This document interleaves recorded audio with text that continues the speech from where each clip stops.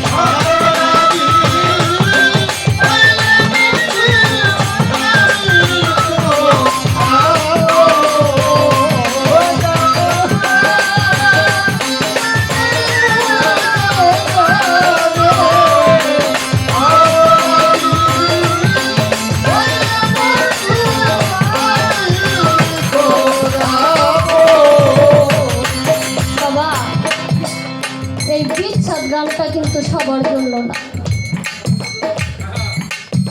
বিচ্ছেদ বিচ্ছেদ মানে বিয়োগ হয়ে যাও। এই জগতে যার কিছু না হারায় সে কখনো বিচ্ছেদ জিনিসটা বুঝবে না। যার চলে যায় সে বুঝে বিচ্ছেদের যন্ত্রণাটা কি।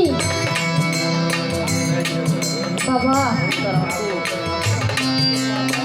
এক ভক্ত ছিল,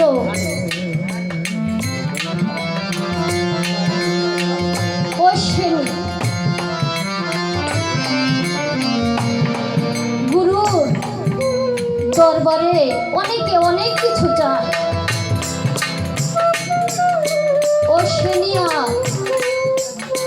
দয়ালের কাছে কিছু চায় না। অশ্বিনী কিন্তু অনেক করি, তারপরে ও দয়ালকে বলে না যে বাবা আমার কিছু লাগবে। আমার হরিচাঁদ ঠাকুর ভক্ত বিন্দুদের নিয়ে একটা হালিয়াতের ভিতরে থাকে। আমার হরিচাঁদ ঠাকুর বলে যে আজকে আমার ভক্তরা আমার কাছে যাহা চাবে আমি তাহাই দেব। বাবা, কেউ বাড়ি যায়, কেউ গাড়ি চায়, কেউ বলে আমার সন্তানের পড়ালেখা যেন ভালো হয়। অনেকে অনেক কিছু চায় আর দয়ালের কাছ থেকে নিয়ে চলে যায়। ওই অশ্বিনী আর কিছু চায় না, একে একে সবাই বিদায় নিয়ে চলে যায়। অশ্বিনী এক পাশে দাঁড়াইয়া থাকে। হরিচাঁদ ঠাকুর বলে, অশ্বিনী কত ধরে কত কিছু চাইলো নিল, অশ্বিনী তুই তো আমার কাছে কিছু চাইলি না। অশ্বিনী বলে, ও দয়া, তোমার আছে কি আর তুমি আমাকে দিবা কি? অশ্বিনী তুই একবার আমার কাছে চাইয়া দে, আমি তোকে কিছু দেই না দেই না।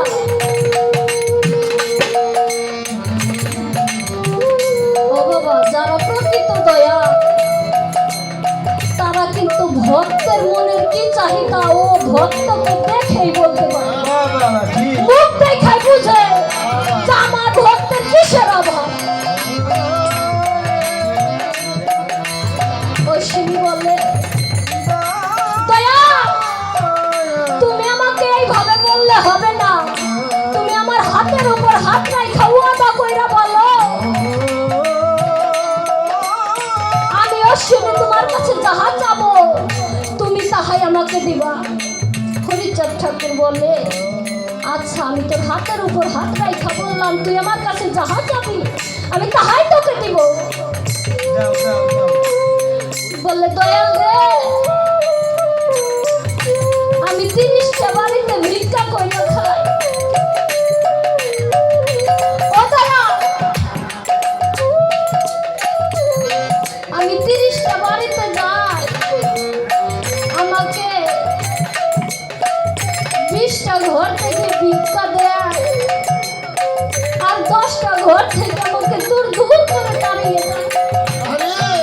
হরিচাঁদ ঠাকুর তখন বলে অশ্বনী রে তাহলে কি আমি আরো তোকে বাড়িয়ে দিব অনেক ঘর যাতে তোর ভিক্ষা করে আরো বেশি বেশি আয় হবে।